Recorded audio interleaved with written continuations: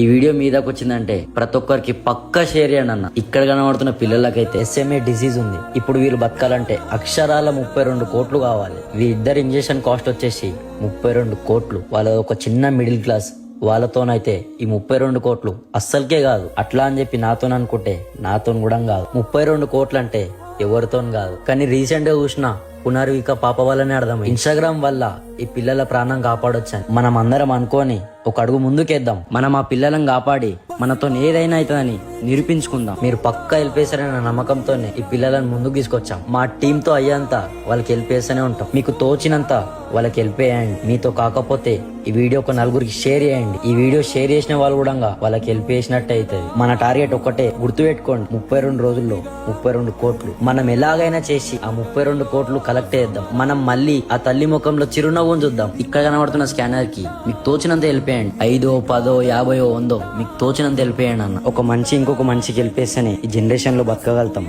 ఈ వీడియో ప్రతి ఒక్కరు స్టోరీ పెట్టాలని మనస్ఫూర్తిగా కోరుకుంటున్నాను.